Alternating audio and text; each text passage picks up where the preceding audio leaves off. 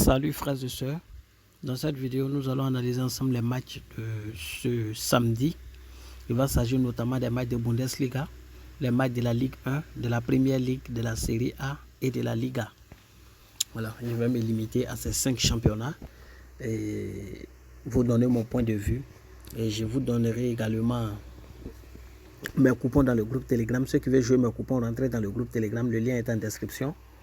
Voilà, ces temps-ci, les résultats ne sont pas mauvais. Voilà, compte tenu du fait que nous sommes en fin de championnat, c'est vrai qu'il y a toujours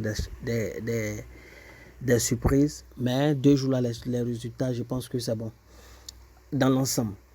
Alors, donc pour ceux qui n'ont pas de compte 1xBet qui veulent en créer, mon code promo c'est Mimi 2022. Et ceux qui veulent créer un compte sur BetWinner, c'est Mimi 02 le code promo pour bénéficier d'un bonus allant jusqu'à 120 000 sur votre premier rechargement. On va aller vite pour ne pas que la vidéo soit très longue. En commençant par le match qui oppose Bayern à chaque 0-4. Ici, il n'y a pas grand chose à dire. C'est un match qui sera beaucoup prolifique simplement. Voilà, donc Bayern doit conserver cette première place dont Bayern n'a pas droit à l'erreur. Et on a chaque 0-4 qui cherche à prendre des points pour sortir ou s'éloigner davantage de la zone rouge.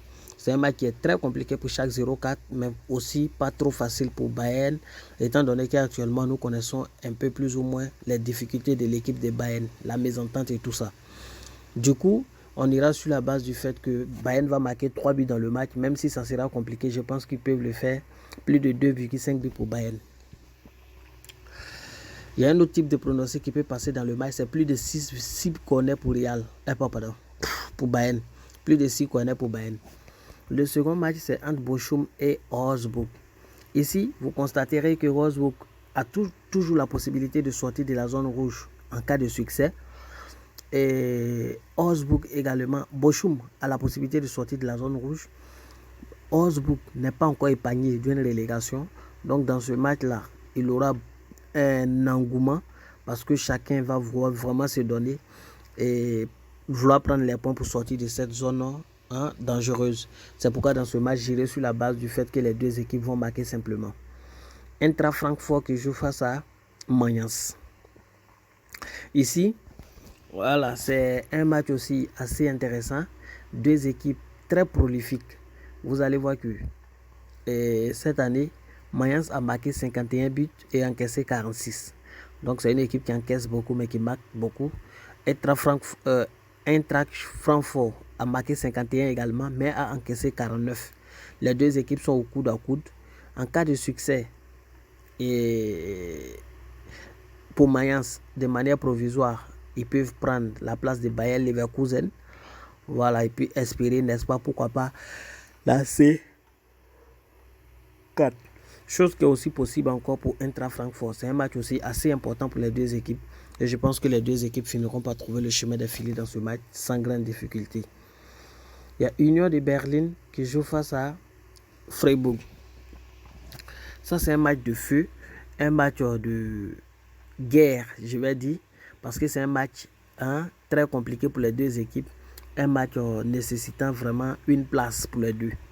Union de Berlin est aujourd'hui 4e et défend sa place pour la Ligue des Champions. Freiburg également a la possibilité de jouer cette Ligue des Champions. Ici, je me suis appuyé beaucoup sur les tête-à-tête des deux équipes et j'ai constaté que sur l'ensemble des confrontations, vous allez constater que les deux équipes ils se connaissent. Voilà, plus ou moins, il y a des matchs où les deux, voilà, souvent Union de Berlin s'impose, souvent Freiburg s'oppose. Sur l'ensemble des matchs, vous allez voir que Union de Berlin a plus de victoires par rapport à cette équipe de Freiburg. Mais le match étant tellement si important, voilà, j'irai sur la base du fait que dans ce match-là, et vu que Union de Berlin joue devant son public à domicile, je pense qu'ils vont marquer au moins une fois cette équipe d'Union de Berlin. Pourtant, Freiburg, c'est une équipe qui marque beaucoup. Quand vous regardez, quand vous regardez cette année, ils ont marqué 44, Union de Berlin encaissé 32, 46 marqués par Freiburg encaissé 38. Et je pense que le match, vu l'importance de ce match-là, les deux équipes également trouveront le chemin des filets, même si ça paraît difficile. Je pense que ça peut le faire. Il y a Wolfsburg qui joue face à Hoffenheim. Ici aussi, c'est le même niveau. C'est le même niveau. Je pense que c'est la même chose. C'est un match assez important. Et pour Hoffenheim qui doit fuir davantage la zone rouge. Et pour Wolfsburg qui peut se retrouver en Europe en cas de succès. Voilà, sur les matchs restants. Il reste 5 journées, tout est encore possible. Et c'est un match assez important pour les deux équipes. Et actuellement, Hoffenheim, quand on regarde l'état de forme des deux équipes, on se rend compte que les deux équipes ont le même niveau de forme. Mais à domicile, quand on regarde l'équipe de Wolfsburg, ils ont pris 7 points sur 15 possibles. Et à l'extérieur, quand on regarde Hoffenheim, c'est une équipe qui, à l'extérieur, ne se retrouve pas trop. Cependant, les deux équipes tête à tête, vous allez constater que toujours quand ils se croisent, voilà, les deux équipes trouvent le chemin des filets. L'histoire va se répéter. Regardez l'ensemble des rencontres, vous allez voir que toujours les deux marquent. C'est pourquoi j'irai sur cette même base dans ce match-là également. Je vois les deux équipes trouver le chemin des filets. Ça, ici, il y a Dortmund qui joue face à Mönchengladbach. Ça, c'est un match assez important pour Dortmund qui joue la première place et moins important pour Mönchengladbach qui n'a plus grand chose à prouver dans ce championnat. Je pense qu'ils peuvent se maintenir. Voilà, ils peuvent se maintenir quel que soit le résultat. Je pense qu'ils peuvent se maintenir. Et Dortmund, vu l'importance de ce match, je pense que Dortmund va s'imposer simplement. Victoire de Dortmund et plus de 1,5 but dans le match. Il y a un autre pronostic qui peut passer ici. C'est plus de 5,5 corners pour Dortmund. Ou bien dans tout le match, plus de 8,5 corners simplement, ça peut passer. Le championnat français. Strasbourg face à Nice. Strasbourg, au dernier moment, s'est réveillé. Au début du championnat, c'était très difficile pour cette équipe de Strasbourg. Aujourd'hui, ils sont sortis de la zone rouge et occupent la 14e place. Et je pense que le maintien, il est possible. Le maintien, il est déjà fait. Il y a plus grande chose à jouer pour cette équipe. Lille également, Nice, ça sera très difficile de rejoindre l'Europe. Voilà, je pense que simplement les deux équipes n'ont pas grand chose à prouver dans ce match. J'irai sur la base de la victoire ou nul de Nice. La PSG Ajaccio, voilà, dans ce match-là, je vois simplement un buteur. Je pense que, voilà, dans ce match, je donne un but à Lionel Messi, simplement dans ce match.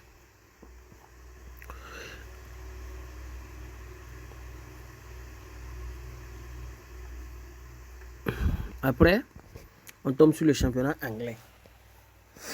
En Angleterre, il s'agit bien, dans le premier match de Leeds qui affronte Newcastle. Ici, Newcastle est en posture pour aller en Ligue des Champions, mais ne doit pas commettre d'erreur. Et face à une équipe de Leeds qui doit prendre des points pour sortir de la zone rouge, je pense que ça sera un peu compliqué pour cette équipe de Newcastle de s'imposer aussi facilement. Cependant, cette équipe-là reste quand même un gros morceau, une équipe très costaud.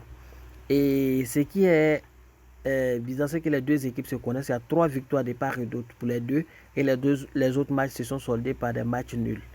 Ce match est tellement important et pour les deux équipes que je pense que ça va vraiment chauffer pour Newcastle. Mais je pense que Newcastle finira par s'imposer dans ce match. Parce que quand on se fie aux statistiques, actuellement Newcastle est très largement en forme par rapport à l'équipe de Leeds. Aston Villa qui joue face à Tottenham. Ça, c'est un match où les deux équipes vont marquer. Maintenant, je m'explique. En effet, dans ce match, Aston Villa, en cas de succès, retombe dans les places qualificatives pour l'Europe. Et Tottenham, en cas de succès, également va progresser vers la Ligue des Champions. Et Tottenham doit maintenir cette place s'il veut voir l'Europe, notamment la C3 au moins.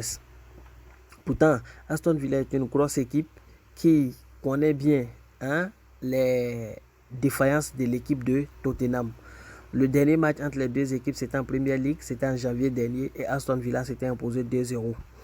Cependant, avant cela, vous allez constater que Tottenham avait gagné 2 matchs de suite, mais les deux équipes se maîtrisent. Voilà, de part et d'autre. Tottenham a 7 plus de victoires, mais Aston Villa actuellement est dans une forme spectaculaire. Et quand on regarde aujourd'hui, vous allez constater un peu que quand on regarde l'état de forme actuel des deux équipes, Aston Villa est légèrement en forme par rapport à l'équipe de Tottenham sur les 5 derniers matchs. Et à domicile, Aston Villa fait partie des tops voilà, des équipes les plus en forme à domicile, notamment 15 points précis 15. Et à l'extérieur, quand on regarde Tottenham, ça ne va pas du tout sur les dernières sorties. C'est pourquoi je pense que ce match-là sera un peu compliqué. Mais je vois Harry Kane trouver le chemin des filets, d'où les 2 marques simplement. Parce que Aston Villa va forcément marquer dans ce match. Après ce match, il y a le match Chelsea-Nottingham Forest. Chelsea, c'est vrai que ça ne va pas chez cette équipe, mais l'expérience va beaucoup jouer dans ce match. Et même si Chelsea ne joue plus grande chose, voilà, même si Chelsea ne joue plus grande chose, n'oublions pas que Chelsea a encore 4 journées. Et en 4 journées avec 12 points, en cas d'erreur fatale de l'équipe de Brighton, de Aston Villa ou encore de Brentford ou Fulham, Chelsea peut se retrouver simplement à la C4 au moins. C'est pourquoi je pense que dans ce match-là, Chelsea fera tout pour s'imposer après les difficultés qu'ils ont traversées récemment. Crystal Palace, Bournemouth. Voici un autre match de Premier League assez intéressant pour la journée où je pense qu'il aura pas mal de buts. Les deux ne jouent pas grand chose. Les deux, je pense que le maintien est possible pour Bournemouth. Il reste 3 journées. Et quand on regarde Crystal Palace aussi, je pense qu'ils ne jouent pas grand chose. Les deux équipes ne jouent pas grand chose. C'est pourquoi dans ce match-là, il est très compliqué de donner une victoire. Mais la victoire ou nul de Crystal Palace et 2 buts dans le match, ça peut passer. Manchester United, Wolverhampton. United, depuis un bon moment, ça ne va pas. Ça ne va pas. Ils n'arrivent pas à gagner 2 matchs de suite. C'est vrai que voilà, beaucoup de nuls, beaucoup de défaites. Mais face à une équipe qui défensivement ne prouve pas et qui n'a plus rien à jouer, je pense qu'ils vont gagner simplement le match pour espérer l'Europe. La Ligue des Champions, bien sûr.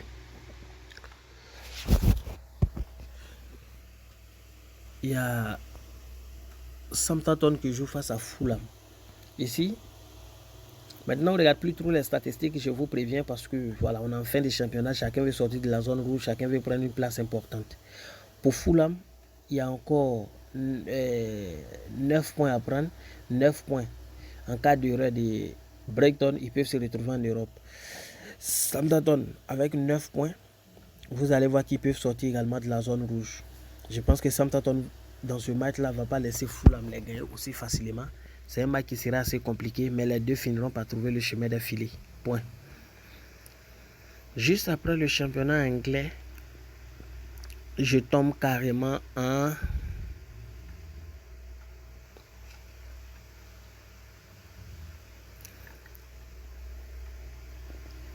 Espagne. En Espagne, il y a 4 matchs. Le premier, c'est entre Real Sociedad et Gérone. Ici, il faut dire simplement que Real Sociedad défend sa place pour la Ligue des Champions et Gérone également défend sa place pour l'Europe. Un match assez important pour les deux équipes. Gérone est pas mal cette année. Ils ont terrassé pas mal de grosses équipes, nous en savons.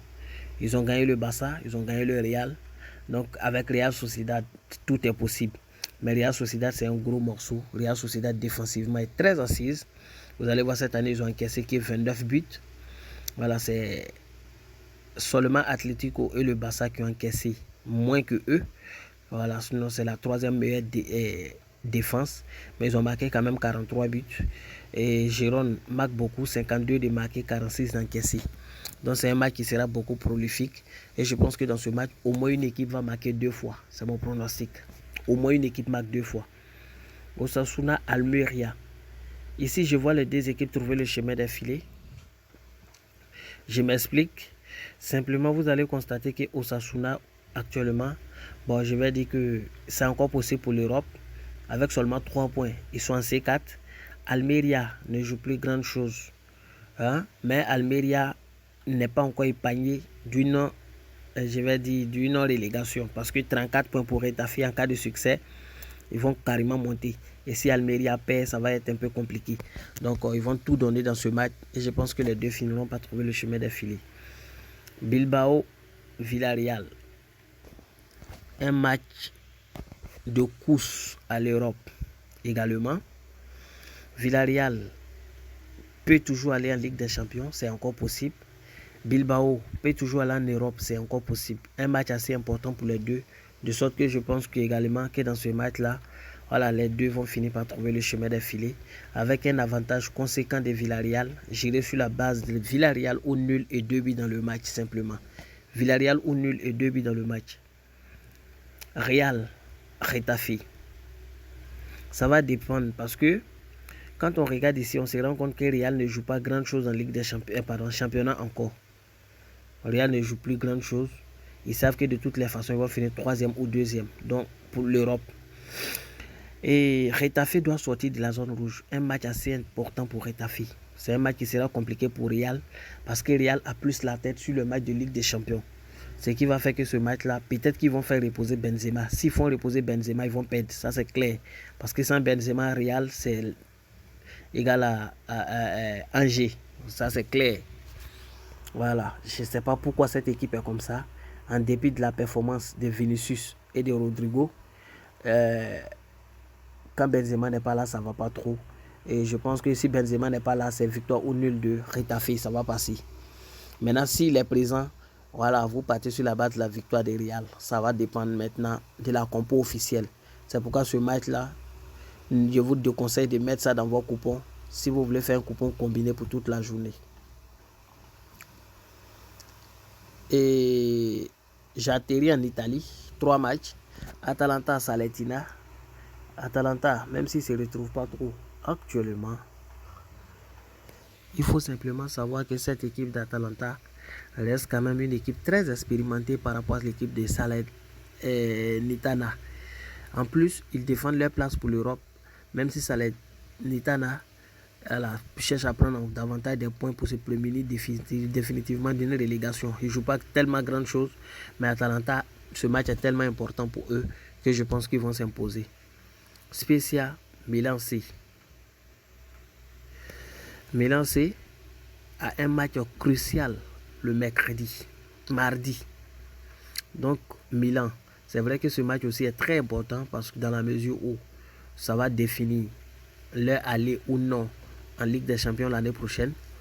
Mais Spezia aussi cherche à prendre des points pour sortir davantage de la zone, rouge. Un match un peu crucial. Mais je pense que AC Milan actuellement ils sont assez bons. Et je pense que dans ce match-là, victoire ou nul d'AC Milan et 2 buts dans le match, ça passe. Et Inter, ça au solo, victoire d'Inter, voilà, qui va chercher par tous les moyens de se retrouver encore en Ligue des Champions. Voilà, quel que soit ce qui va se passer. Inter a un bon effectif, donc ils vont faire une rotation. Je pense que Lukaku va commencer ce match de championnat. C'est ce qui est intéressant en fait. Et voilà, ils vont jongler comme ça. Puisqu'ils ont déjà pris l'avantage sur AC Milan au match aller, je pense qu'ils vont considérer ce match pour l'Europe. Donc du coup, victoire de Inter n'est pas bannie dans ce match. Voici mon point de vue sur l'ensemble des matchs de la journée. Voilà, donc comme je vous l'ai dit, demain je vais donner quelques coupons, mais je vais attendre que les premiers matchs finissent et je vais me prononcer sur les seconds matchs pour vous donner mes coupons. Merci à vous, bien de choses à votre famille et bonne chance à tout le monde.